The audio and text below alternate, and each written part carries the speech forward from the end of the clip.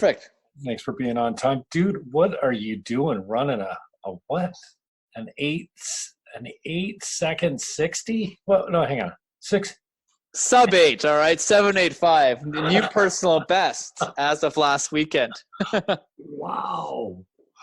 How old are you, man? I just turned 30 in June. Wow. And you've been doing track for how long? Not that long. Well, here's a funny thing. It's been a long time since I've started, and it's even been longer since my early retirement. So I did track in elementary school, and after that stopped. I think I was forced to do a few high school track meets because the same coach for track was the basketball coach, and he used that as leverage for us to do track, because no one really wanted to do track after elementary school. Then I stopped, and I rejoined track when I heard about the wonderful world of masters track 3 years ago. So I took like a 16-year hiatus from track, and then I got into it again, with people that are ages, 30 to 70. So there's a whole community of folks that are picking up track again to stay fit and stretch well and recover well and be with a community of motivated individuals. So I'm blessed to be back into track, and I run for U of T, their masters team, which has meets all the time, and we've got a fantastic coach, great team. So I like to do track whenever I'm not sprinting in business. Well, it's awesome. It's at the top of your feed, and I just thought, wow, that's impressive, man. That's hey, I'm no track star anymore, but it's still bottom 20% when you compare your times to the university students that we race against. Funny enough, so you got to keep a good attitude. What's the masters refer to? Is that age? I think age, yeah, exactly. Traditionally, I think masters are 35 and up, but they allow 30. And I even joined in my late 20s. But I guess under 30 is the open.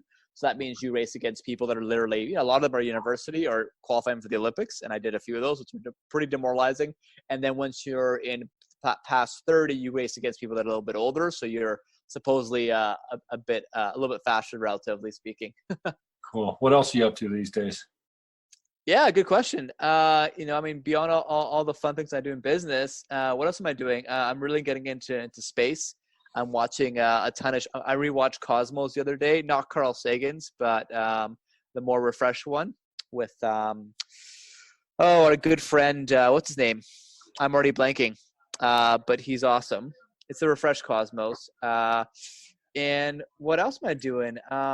Traveling between BC and Toronto. I've got another family and a lot of my team over there. I just got a citizenship pending for Spain. So I met a notary of my brother, I think it was last summer, and it was through this really crazy government program. If you can show ties to some of the people that were banished from Spain in 1492, primarily if you're of a Sephardic Jewish faith, they have a fast track program which they just closed in October around, if you can prove that, you get citizenship, and they've got this master list that we were on, luckily, and we somehow have made it happen. So I'm looking to be a Spanish citizen in the next couple of years. Fingers crossed I get the passport. Awesome. Paul Davidescu, did I say that right? You got it. That's the Romanian mouthful name. Yeah. I watched your clip of you guys on Dragon's Den there. It was 5 years ago, eh? That was back when I had less gray hairs. I couldn't help but notice how disappointed Arlene was when you set her up with her colleague Mike instead of your partner Jonathan. I know, that's a very astute observation. In fact, we were gonna have Arlene and my Thor-like business partner John go on that date for the demo, but we actually heard from a fellow entrepreneur who was on the show a month before, so when we shot it in April. This didn't air until November. And he went for a drink with Michael. He knew that he had a thing going on with Arlene, like a romantic thing. So we knew that if we substituted Michael for John, they might actually do something interesting. And if you saw the episode, of course, they made out on the show, and it's a highlight reel for Dragon's Den, which was great for PR and a good story piece. So there's some strategy behind that. Yeah. Awesome. Well, tell us about what you're doing in mortgages. I've had one mortgage guy my whole career, 25 years, 26 years in the state.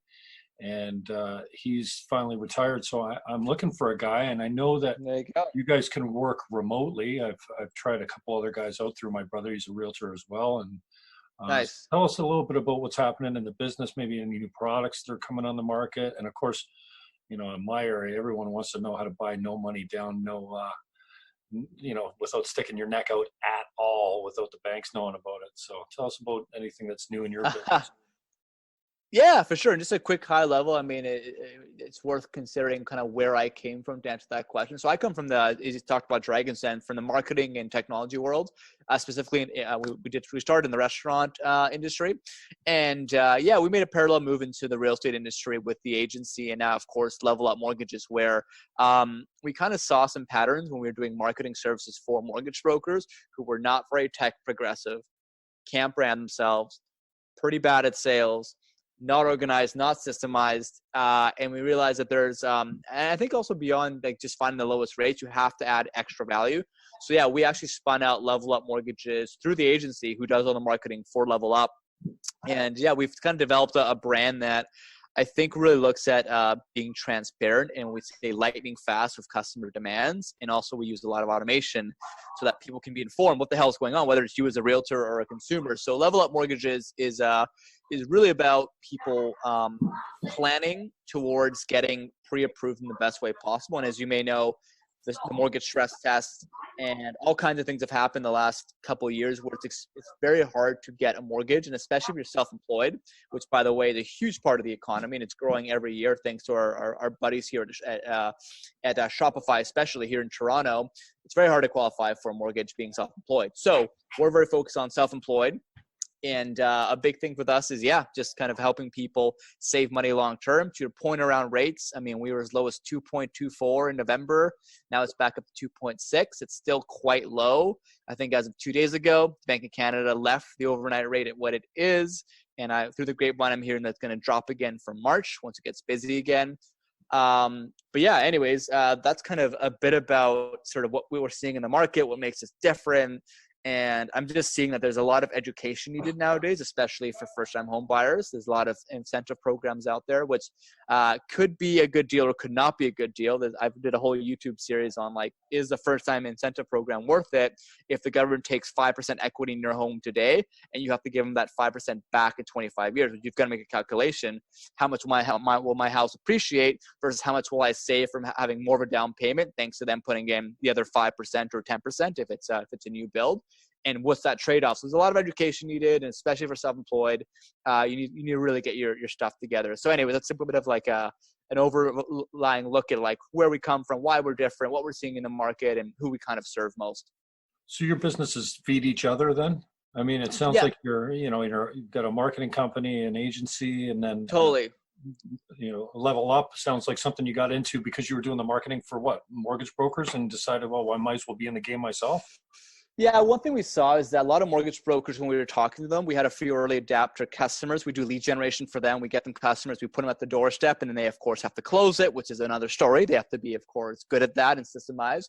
But I think a lot of them have been burned by having the wrong expectations and also not being very systemized. And I think there are some really bad marketers out there who are very bad at setting expectations. So for us, it was an uphill battle trying to convince people that what we're doing works short and long term. So eventually we just realized that you're going to have to practice what you preach. So I said, you know what if we literally launch a mortgage team and we use Tengu services? We literally eat our own dog food is the expression nowadays. And then if we're the success story and if we're the living case study, then how can you argue with what we do if we're doing it for ourselves, right? And that's something that we've done. And, it's still early days. We launched it about 6 months ago, but as of now, we've got some amazing realtor partners. We've done some great seminars. We have an explosive social media account, which is, of course, great for keeping people informed on different programs. We have a YouTube channel.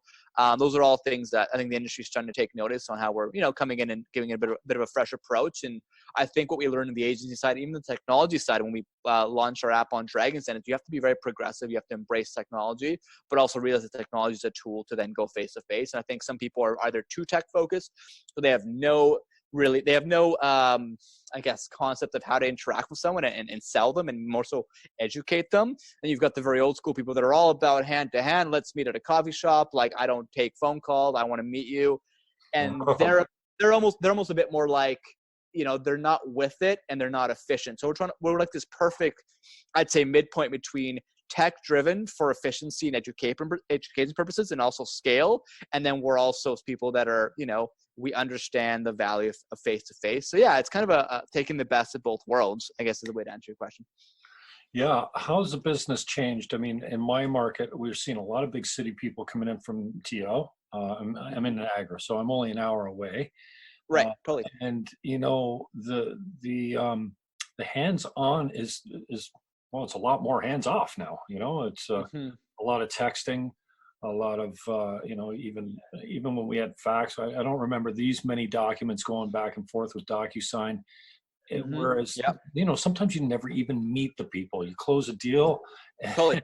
and there's no personal touch anymore. Have you found some similar changes in the mortgage industry and marketing? 100%. Yeah. 100%. Look at who's buying homes now, right? Millennials, even some Gen Zs, right? Like they're already in the market. They're in the mindset now. They care about time much more, I think, other generations as far as efficiency. They also really care about doing a bit of their research beforehand before they have a conversation, right? So that's why it's so important for you as you in professional services or any company nowadays. You have to, two things you got to realize is that you have to earn people's time to even be on the phone with them. They're pre-qualifying you the same way you want to pre-qualify them, by the way.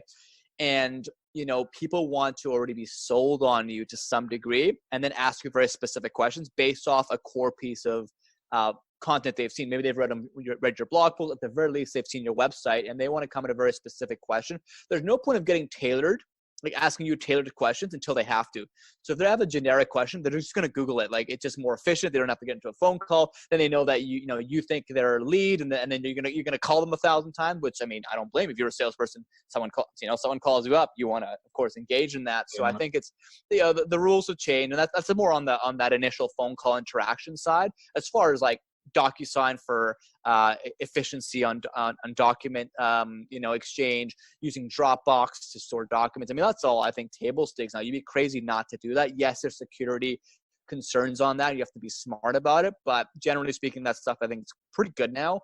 And yeah, I think just home buyers now, they're also shopping around more, so they can't physically be in 10 different places at once, right? Which is why they shop around, and that's why they do it all remotely. They're not going to meet you, so they're like committed on you. So basically, you're buying for business until you meet someone. You're basically one of 10 other people, which is a whole other conversation. If you look at the dating world, if you look at what's happening in professional services, too many options. I think that's done at a detriment, but also I think it's great that there's so much more accessibility. There's an even playing field. And now to add value to service professional, it's not just about, your lowest rate or, how well, it's important to think about how fast you can be on replies. That's actually very important. But there's table stake things now that you need to stand out now with how well you tailor to that individual and how well you meet them where they want to be met. And that goes back to, again, technology. So yeah, 99% of people, for a lot of top producing mortgage agents, they never meet. That's the reality. Where do you find your leads are funneling through? Is it all from online or word of mouth, or are you brokering deals with agents? I know there's a mix of that, but where your cold leads come from somebody just off the street saying, "Hey, I found you on whatever." Totally. Yeah. All the above. Primarily with us, I mean, the way we look at things is two things, right? So we work a lot on what the agency preaches, which is, yes, it's lead generation on Facebook and Google, primarily Facebook. We do a lot of blog writing and SEO, meaning that we want some of those leads to actually read a blog post that educates them on something. Therefore, when they call us up, they're asking us about something at a sophisticated level versus, hey, what's your best rate? This is how you weed out rate shoppers versus people that actually want to tap into your expertise and aren't going to make you buy down your rates. And yeah, of course, we have centers of influence. I mean, of course, real wrong thinking of the realtor first before they nowadays, and especially the Toronto market, a hot market that there's a lot of home sellers that are not even giving you time for subject removals.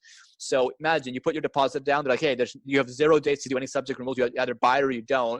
If you're not 110% sure that you've been pre-approved for financing and you give your deposit, guess what? You're not getting that back when you realize that the stress test and a bunch of other new lender policies are going to give you maybe access to half the capital you expected you would get.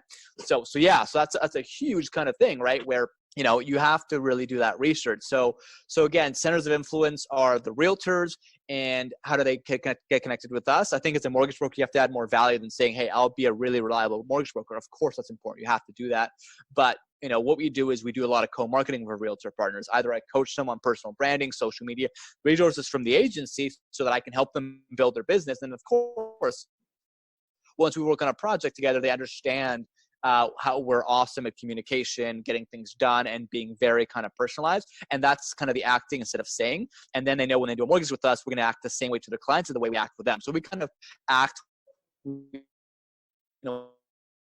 and we do that by ad first, which again starts in marketing. And that's kind of the world I come from. That's a big advantage we've had in, hooking up with top producing realtors who, have tons of other mortgage brokers, but they're pretty dispensable because they're not adding extra value beyond, of course, there's the tenure, but a lot of them, it's table stakes now. So we're really trying to add value around helping our partners sell better. And how do you differentiate yourself from the crowd? Because mortgage brokerage has got to be very competitive now, and the banks have seen you guys creep into the market as well. So how do you cut yourself loose from the crowd? Yeah, great question. So for our target market, which is a lot of self-employed newcomers and folks that we say are self-improvement focused. First of all, let's start from the very basics. So we work with a lot of non-bank lenders, and I'm not sure how educated you are on the difference between like an MCAP, a First National, and a TD, right, or an RBC. But usually the bigger banks, they won't drop their rates until 3 months after the market does. Why do they do that? Because they know that people think of them as a monopoly, so they're just profit maximizing. But there's a great article in the Huffington Post that talks about how they're usually at least a few months back. So yeah, there's usually much better rates of non-bank lenders, which are just focused on mortgages, and we do a ton of that. So of course you're going to get savings from that. I think also when you look at, the biggest thing is the service, right? Because there's some mortgage tech companies that if you look at Rate Hub, for example, or some mortgage tech companies, if it's all about rates there and you want zero service, you go for that, and that's great. We play more the premium side where you're still getting great rates, but the people that I filter out are people that, again, especially are self-employed, have probably been turned down by the banks, and a lot of them honestly might be, 6 months to a year away from buying, but they want to get educated first because, again, back to the millennial conversation, they want to get educated and they want to learn first. A lot of mortgage brokers won't have the system to properly follow up with them, or they just won't have the willingness to educate them. They're kind of looking for that quick deal. We're very patient with that. We create a lot of content on YouTube and blog posts, so we're educating way before the sale happens. So we're building relationships, and then we're staying in touch with our database. And I think just the way that we approach customer service to add value first, nurture for a long time, again, using automation to some extent because you can't be in 1,000 places at once. That's a big differentiator. And at the end of the day, I think when they talk to us, especially if they're self-employed and they learn about our history and how I built myself as an entrepreneur and the challenges that I've been through, they just resonate with that. It goes beyond the mortgage. It's about increasing your income, decreasing your debt, and being organized. So the three things for your debt service ratios to get a mortgage, but we also translate that to that's what we do for you. And we do a lot of coaching. Again, back to the coaching the realtors for their marketing, or coaching our clients with marketing in ways they can improve. They really appreciate that, and I don't see a ton of that in the industry. Who are you following these days with the coaching and the motivational speakers? We talked a little bit about it offline, sure, yeah. I go back to Napoleon Hill being the godfather of everything. I think anybody that's ever done anything motivational or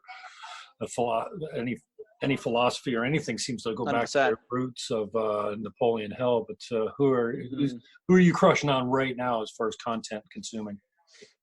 Yeah, for sure. I'm looking at lots of folks. I think I mentioned that. I'm really interested in the direction Tim Ferriss is taking, but if his focus, so, Tim Ferriss, again, he's the 4-hour work week guy who was all about productivity for a little while, and he still is, of course, and all about personal hacks, which I love. I'm very into personal development. But I think he started to realize that I think the world needs a bit more stillness. People need to be more present with each other, which is something Ryan Holiday, who's a fantastic young author, he just wrote a book around stillness, something that he's really preaching. And the way, of course, Tim's looking at it, he's really got into the world of psychedelics, which I think really blew up onto the scene end of last year. There's a ton of literature around how there's a lot of trials now on how people who are suffering of PTSD or cancer or certain depression, these drugs are making this huge comeback now where it helps people be present with, I think, very deep things that you definitely can't look at when you're busy, nor when you're actually, I guess, let's call it sober. So I think it's really interesting that the sort of the medical benefits of that for certain people that are, again, are in mental illness basically. But of course you hear about microdosing in the Silicon Valley, and there's entrepreneurs who are more than, they're cognitively functioning at an amazing capacity, but with the use of psychedelics responsibly and once in a while, you see that they're getting these amazing insights and very present with each other, so that after they do the psychedelics, they suddenly realize they have to be more into meditation, other ways of getting to a pure state of mind. They have to take time for themselves. They have to do better self-care. And a lot of times, again, whether it's psychedelics or even just certain, stress relievers, exercise even, people are starting to finally be a bit more still and more present. And again, I think for creativity and health, it's such a big thing, especially in this crazy social media world where people are like me talking 1,000 words a minute, but also their brains functioning at that pace. And I think it's a big problem. So I love how he's big into meditation as well, by the way. So I think stillness, meditation, and if need be, psychedelics, I think are all amazing new cutting edge things that are, I think, changing people's perspectives. If you look a bit more, philosophically around, well, let's take a step back around like what drives you. I look at, the classic is Simon Sinek, right? Start with why. He's got a book around that, and he's got a new book called The Infinite Game, where he's all about the mindset of people they don't buy what you do, they buy why you do it, which goes back to your question on how are we different. We have a mantra of leveling people up. We want you to be at your best as a human being. I think people really dig that versus just looking for the lowest rates. But again, he's got that mantra. He's got a great, he's actually in a ton of podcasts. I'm not sure. I think he has his own as well. I really like what he's doing. Those are all big ones. I mean, Tony Robbins is, of course, a classic. He's big into personal finance when things important. So I haven't seen his content recently, but I think it's all really good as well.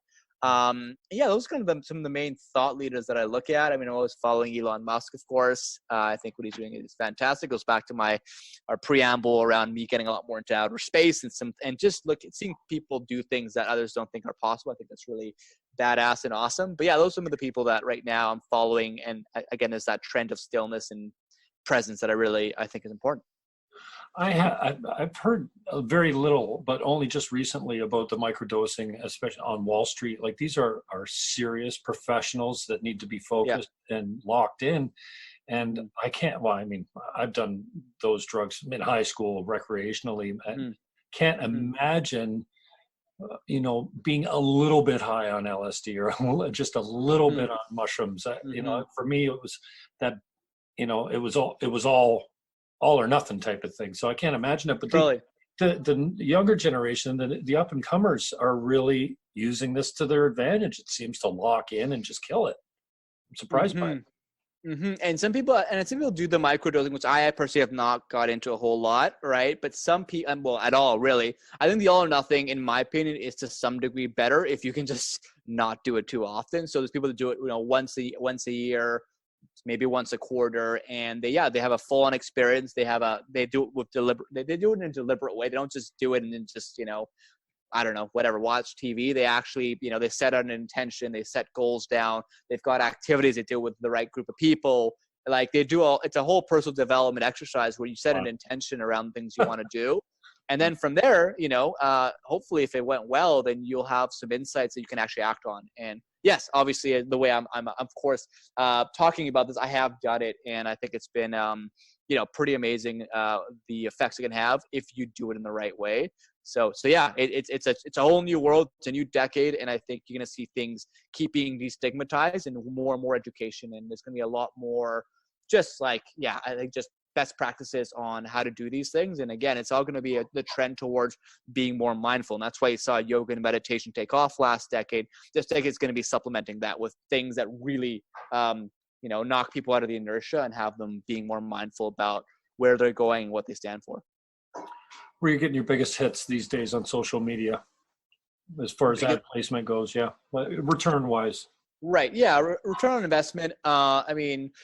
The thing, Facebook is still, as I didn't mention Gary Vaynerchuk as people I follow, but Gary V, he's a Gary V, of course, yeah, he's a mouthful and awesome in his own respect. But like, he talks a lot about how influencer marketing and Facebook advertising is underpriced, meaning that you can get a pretty good return on it if you do it properly. But again, if you do it properly, people sometimes they'll boost a post, or they'll post on their social media page and be like, oh, I'm not getting any leads from it. Well, by the way, let's differentiate organic versus paid advertising. Organic, when you post on your Instagram or your Facebook and you don't put money behind it. Guess what? Facebook owns both those companies, of course, and they want to make money. So I think the status for Facebook is if you have 100 followers and you post on Facebook, 2 of them see it. This is 100 of your hard-earned followers. So you've got to pay for your own database, which means you don't own your database, by the way. Instagram, I think, is about 10%. So you really have to pay to play, basically. And then when you're paying for either Facebook or Instagram ads, it has to be really well thought out. You have to target the right audience. You need the right creative. And the thing is, you can't just be like, it's like dating, right? Of course, the proverbial dating analogy, right? You can't really, take someone home off the first time they see your brand, the first time they see you as a mortgage broker, as a realtor. It's like, if they, hey, like, call me for the best rates, or hey, call me to, help you buy your house. They're like, hey, great, I've seen 1,000 people like that. Like, why should I trust you? So we do a lot of, it's called layered advertising, because that's the way that I coin it, where there's a cold audience which has never been exposed to your brand, right? And let's say, what do you think they're going to be more into? If they see like, hey, call me for a consultation, or they see a blog post talking about last September's first-time home buyer incentive program, what you should know to save $40,000 throughout the term of your mortgage, right? So that engages them for sure, yeah. Right, and then but once they do that, if you put a cookie or a pixel on that blog post which links to your website, I can then retarget that same person a month later. And I can literally be like, remember, did you read our blog post around the first time home buyer incentive program? Here's another update on that same program, or here's another way for you to save money. Click here to view more, or book a consultation. Then once they do that, they go to the next layer, and I can retarget now what's a warm audience with like, hey, talk to Paul. He's the one who wrote all the blog posts, and there's some things, that are too long to write on a blog post and may not apply to you unless you get a real consultation. So we've got this layered advertising approach where I use video, I use different kinds of ads, and I actually have these different segments of audience members through my Facebook ad manager where I can send them different ads based off the context and their buyer journey, which is like something you'll never get through radio. You will not get that through TV. It really is pretty fantastic if you go that route. That's the one thing. Now let's look at something very basic. Email marketing is still massive, but email marketing has to be personalized. It has to have good content inside of it, and it needs to be done on a consistent basis. So, a lot of the old fashioned stuff, people are like, oh yeah, it's all going to my spam folder. Still the most open thing if you do it properly. So yeah, Facebook ads and things like email and SMS marketing, if done respectfully and in a very segmented and personalized way, it can work really well for professional services. And really, I think most industries. Do you have a number on how many prospects it takes to get a hot lead or a prospect that's willing to buy, or a deal closed for that matter? Sure. Things that I'm seeing is if you do proper lead gen and you nurture them well, you can get as high as a 10%, 10% people you talk to, and one of them is going to be looking for a mortgage. Will they close tomorrow? Maybe not. So you've got to nurture them. That's all, given that you're good on the phone and you know how to nurture. But yeah, I think 10% is doable. That's on the high side from what I've seen. Look, if you like, I'm not sure. I don't think they sell leads anymore in Ontario, but if you talk to Rate Hub, right, and they can resell you the leads that go to their website to look at mortgages. I think they do that in certain provinces. That could be up to 20% conversion rate. But keep in mind, you're getting people that are rate shoppers that are going to be having small mortgages, making you buy down your rate. You might make $1,000 or $2,000 if you're lucky on it. So that's for like the very bottom of the barrel rate shoppers. But for quality leads, again, it's going to be maybe 1 in 10, 1 in 20, and it's going to take six to 12 months to actually do it properly, right, and to nurture them. So yeah, those are some basic benchmarks that I've seen. I think if you do lead gen and you're not nurturing people through email marketing, you've literally wasted your money, because these people are early in their buyer journey. Unless you're buying from Rate Hub or Borrowwell, or people that have higher intent leads, which are, by the way, $80 a lead, a lot more expensive. Even them you have to nurture, but you really need to have the other systems in place, or just throwing money at an ad. How do you find the technologies change your business? And is there any, hot products out there now that are specifically there because technology's surpassing, it's a lightning speed, it seems? Totally. Yeah. So, there's different tools that we use for the start on the marketing and sales front. So obviously a CRM is very important for managing your database. We use HubSpot, and you can Yeah, you can use the free version. I actually haven't. I'm not even paying yet, right? And you can really stretch out the free version, and it's quite fantastic. They're the thought leaders. Well, what's that? HubSpot gives you? HubSpot give you other than tracking email or whatever? That's lots. They do. they have CRM. They have like a call. They've got a sales product and a marketing product later on top of it. I do my newsletters through there. Yes, you can track notes. You can do email drips. You can, there's a whole bot marketing now down to technology. There's like messenger bot marketing when you talk to a bot and it sends you FAQ questions kind of as you go. They do that as well. Lots of good stuff to help you save time in, I think, prioritizing leads and also even getting the ball rolling with leads off your bot so that when they talk to you, it's been escalated and you've already answered a few questions and you've got more context. So actually, bot marketing is one thing that I'm doing a lot with the agency and that I think is a technology that is definitely, it's getting here, man. AI is getting here. And I think it's being well received by consumers if it just saves them time and it's not a cop out for not giving them true customer service. So I think you do have to balance both. But HubSpot's a big one. Again, all the retargeting capabilities on Facebook we talked about, that's massive. If I just look at my phone right now, if I look at the apps that I'm using right now, I use Harvest, which is a time tracker. I use it just for productivity standpoint. So I kind of track all the activities I do throughout a week to audit my time. That's a bit OCD and nerdy, but it does help if you're someone who's at a high performance and trying to really do a lot of things and do it properly. I do a lot of that. I use Slack, of course, which is a BC and Silicon Valley company. They're great for internal team communication. That's been fantastic. There's a lot of power dialers that help you do cold calls. Like you do 3 calls at once and it doesn't connect. It connects you with the call that picks up. So I learned about that today. I think it's called Mojo Dialer that I haven't used it, but I think it's super interesting. I have to talk about, of course, podcasting, whatnot. Overcast is a great app where you can create playlists of different podcasts. So the problem is, if you listen to a podcast, you're like on iTunes, you're forced to look at a series of them under the same sort of, producer. But once you run out, you procrastinate to be like, okay, what should I listen to next? And then you're busy, you don't do it. You can make an actual playlist of, like, let's say, best marketing podcasts, and you kind of add your favorite episodes from different podcasters, and it plays in sequence. So there's no procrastination. You can just rip through them. I do a lot of that. I use the Waking Up with Sam Harris in the Headspace app for meditation, Audible for audiobooks. Go on and on. Oh, wow. I saw a post of yours where you quoted Sam Harris or something like this. I'm like, man, this guy is all over the place with Sam Harris is such a deep thinker for me. I'm not one of my favorite, guys, but I really haven't given him much of a chance. I don't think. But what do you like about him?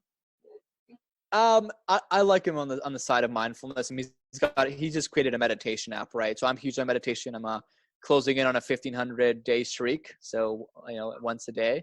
So I'm pretty proud of that, and I think it's also a very useful tool for me. I actually listen less to his podcast, and I'm more just into his meditation app. Although he's got a few pretty interesting episodes where, again, back to the psychedelics conversation, he's interviewing a ton of the top researchers there and linking that to mindfulness, and it's pretty cool stuff he's doing. I think him and Tim are really on the same page with a lot of things. He's just him and of course Jordan Peterson, local UFT prof who's blown up in his own respect. They do a lot of things together as well. So I think they challenge a lot of society's norms politically, societally. I think there's a lot of cool stuff that they challenge, and I'm a fan of course, looking at that stuff. And I know you're pretty big onto that as well. So those are some reasons why I think he's great. Yeah, 2 intellects like that debating or even just sharing ideas on a stage is pretty fascinating. Jordan Peterson's bright, man. I've learned so much from that guy. It's unbelievable. But what are some of your favorite life hacks? We talked about that a little bit earlier. Sure. Yeah. I mean, life hacks, brain hacks, whatever you call them. So I think we talked offline about Jim Quick's podcast. He's a guy he's all about optimizing your brain performance. That's some of the things he's talked about is even things like body language. Like, there's a TED Talk. I think the most watched TED Talk is when they talk about the power pose. Oh, really? Okay. I don't know. If you do this for a certain amount of time, like you will speak way better. You'll have less stuttering. You'll be more confident. It's like smiling when you're talking on the phone. Yeah, exactly. If you smile. Yeah. No, but it comes out in your body just being ready for it. So there's a lot of again, just body movements you can do, things like that. Those are great little life hacks. I used a Pomodoro timer. So it basically there's a reason why TED Talks are 18 minutes or less, right? Attention span doesn't really hold well beyond that, whether someone's consuming information or someone who's actually giving out information. So what I do is I got a timer every 25 minutes. It rings and it kind of forces me to stop, breathe, and maybe take either a 5-second break or a 5-minute break, and then get back at it, really like hitting it hard. And when there's a timer, you're a bit more under the gun. You're not being distracted as much because you're like, there's time. There's like a, it's time bound. I think it's very important, right? So I use a Pomodoro timer. You can download it on your desktop or on your app. That keeps me very productive. We talked about harvest, of course. Other life hacks are just like, like how do you, one thing I really like, I think people really, they're really caught up about procrastination, right? And now that people are getting, tugged in so many different directions from like, phone calls or social media or just people's demands. I do something where I just kind of block and tackle my week. So I design an ideal week and I literally categorize all the different things that I need to do, different activities that lead towards certain results. And I block it out ahead of time, and then I set them as recurring calendar invites so that when I have someone ask me something, I look and see, let's say a realtor wanted to meet with me. Look at my calendar. Oh yeah, Thursdays are the time that I've realized it's the best time to talk to realtors because it's near the end of the week. They're less busy. I've done more of my daunting tasks earlier on. I'm a bit more social, et cetera, et cetera. And I try to slot them in at that time. And if someone says they want to talk right now, and I'm currently in my blog writing time, that is an important task but not urgent that you always get distracted from, I'll be like, hey, I'm doing deep work right now. I can't talk, but let's talk for Thursday. So it gives you boundaries and it keeps you in line. And it's something if you want, I can share my calendar with you. You might get a kick out of it. I can show you exactly what I mean if you want. Yeah, sure. It's working. And you might be a little bit freaked out by it. What's that? I feel like a caveman. I consider myself pretty techie, but wow, you're talking a mile a minute to me, man. Yeah. Well, here we go. Right. Okay. I'll just give you a quick peek. So sharing my screen here. So if you can see it right now, these are kind of, this is my week. This is an ideal week. So I know it can freak you out, right? But if I flip off my hypothetical week, let me go towards clicking this. This is actually what I have planned for a week. Okay. So it's not as bad. But when I flip on my actual projects, I've got recurring tasks and I've color-coded them. So this is when I do my cold calls, right? So someone calls me during here and it's not with what I need to be doing. I say, let's talk later. Here's when I talked about my Thursday today, right? This is when I do my realtor calls, right? Here's when I do prospecting first thing in the morning when your mind is fresh and after you've done track and field, you're creative, you're fresh. I do all my creative things, all my really other things that take a lot of willpower. I do in the morning, things I don't want to do, accounting, etc. Creative things, planning out my YouTube, I do again in the morning if I can. And you see in the afternoon, it's mainly meetings and phone calls. Anything that requires like deep focus, I'm just not as in it, and there's more distractions too. So I really design my life around activities that lead towards the goals of my different businesses that I think are important. So it's urgent things I know I got to be doing, or things that are important, but again, people impede on my boundaries. So anyways, there's a bit of a taste on ways you can really set boundaries. I think it's a huge thing for 2020 is like, how well can you say no? How disciplined are you? What's your willpower like? And I think you need systems to keep you in line. And again, this is again very OCD, but you have to be flexible too. My calendar is every month I'm going to change my calendar, and I'm also measuring, did I follow my calendar the way I thought I was going to be? I look at reality, and I'm like, well, wait a sec, that wasn't practical. That was way too many things at once. So I'll adjust this over time. So it's an iterative process that I think you have to be very mindful of. You can't just nail it on the first try. Wow, brother. How much coaching are you doing? You seem like you've got your stuff really lined up. You'd be a great technology coach, especially for like a guy like me that's been in the business 25 years, thinks he's got a handle on some of these products. And I'm like, HubSpot, what's it do? It tracks my email. That's all it does. Oh, come on. Right. I find that when I get too deep into a technology or a program, I don't have the will. I kind of think like, you know what, that's someone else's job. I can't afford to have to learn everything. I can't afford to learn the SEO. That's my computer guy's thing. And I guess if you got the money, totally. But sure. Yeah. How much coaching are you doing, if any? Yeah, I do coach some entrepreneurs. Most of my clients that are doing mortgages, and again, if they're self-employed, they will get a little bit of coaching from me. A lot of my centers of influence, realtors, etc., they will get coaching as well. And a lot of it's just cross-pollination. We're talking about a deal, and then I save the last 5 minutes for like, hey, how's your business doing? Have you tried implementing the Pomodoro technique? Or how's your harvest timer? How is your HubSpot? Do you have any questions on that? So I kind of like, it's sort of like, it's present in every conversation, but formal coaching, I do just very specific clients on the agency side. And then of course, on the mortgage side. So yeah, something that I think I'm going to be doing more and more of in the future. And I've got some exciting e-courses and programs that I'll be launching probably near the end of the year to, do it at scale and I think empower other people to be coaches as well. And it's very doable, but it has to be done in a certain way. So yeah, dabbling into it, but obviously very passionate about it. So, happy to entertain offers and just, hopefully even just through this conversation, be a bit of a resource. I'm going to have to listen to this and slow your speed down a little bit. Yeah, I know. Hey, but the timer I know. You're talking about one more time. What's the program called? The 25-minute Palm? It's called the Pomodoro timer. Just Google it. And you'll see different extensions for it. Yeah, it's a technique that has different apps built around it. But the idea is to refresh every 20, 25 minutes and take a break and zen or meditate or clear your mind and then come back hard. Yeah, I think that's an interesting philosophy. It's Stephen Kotler, when I was first introduced to him, when he was talking about hacking the flow, I'm like, what? Like, I don't really have those times where I'm frustrated and I get the writer's block. I'm sure it happens a lot, but I tend to be bouncing from job to job, and kind of like I'm like an air traffic controller. So I don't seem to be in one job for too long. But I've been challenged to put all my content down in a book, and if awesome. It takes me a year writing a page every day, that's for 300 and some odd pages. But I can't seem to, like, we talked about discipline offline. Dude, just looking at your calendar, I think discipline is something that certainly you're born with, and then you can learn, a certain amount of it as well to be disciplined or to practice it or coach yourself up on it. But it seems to be like you've got that one bagged. How do you become an expert at that? Yeah, it takes time, and I think it just depends on how much you care about it, right? What your willingness is. Kobe Bryant, I think, had a really interesting interview recently. I forget which podcast it was on, but he talked about stop negotiating with yourself. Oh. So what does that mean? You set a commitment. You hopefully do goal setting, right? I like to do 90-day goal setting. It's not too long and not too short, where you can adjust it along the way. You set a goal, you make it quantifiable, it's a SMART goal, and you then set a weekly activity or a monthly activity that helps you get there, and hopefully you enroll someone to do it with you.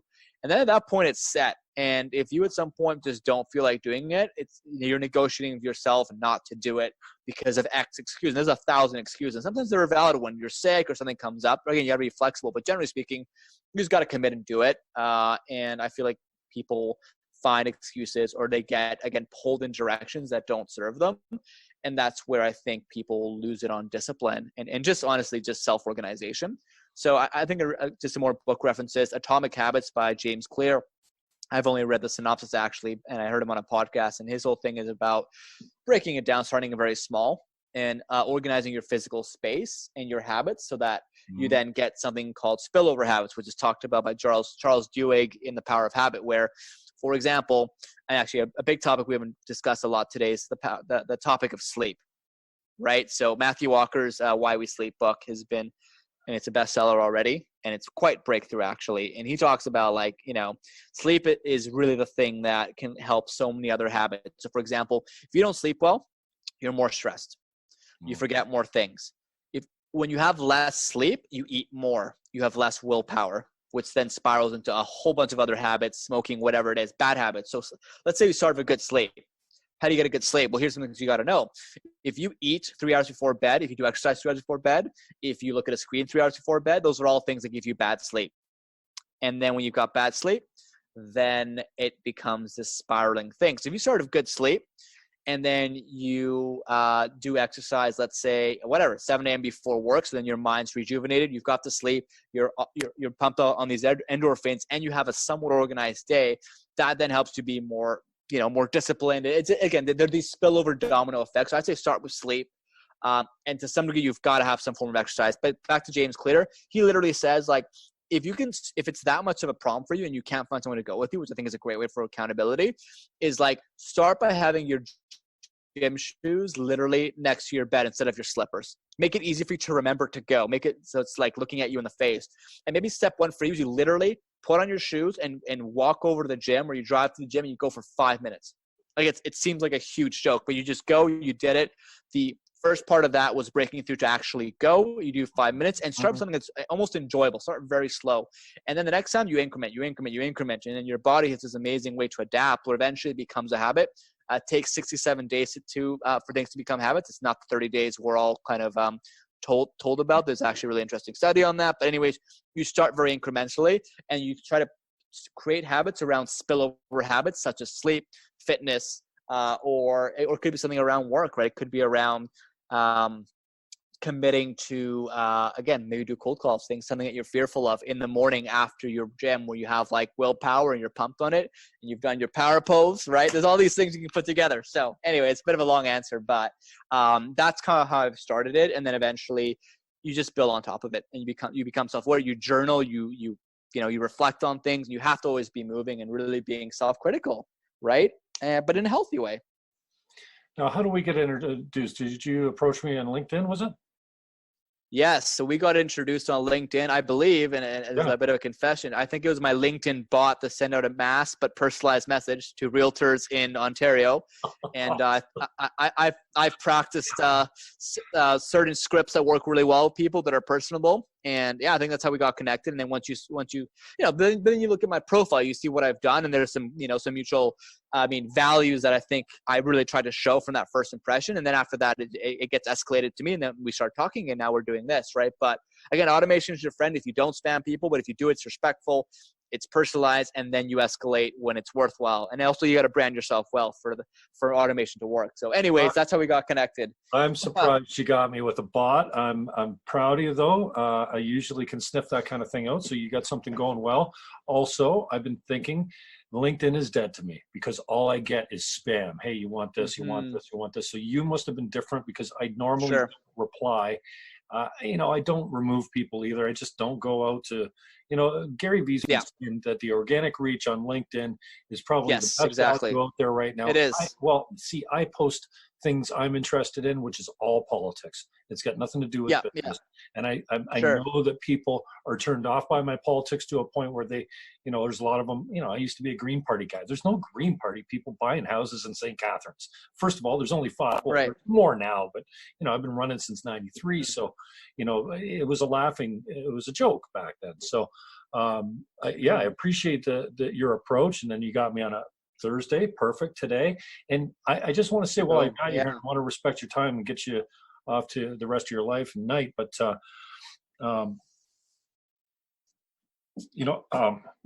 sorry, I got a brain fart. No worries. When you covered a lot today.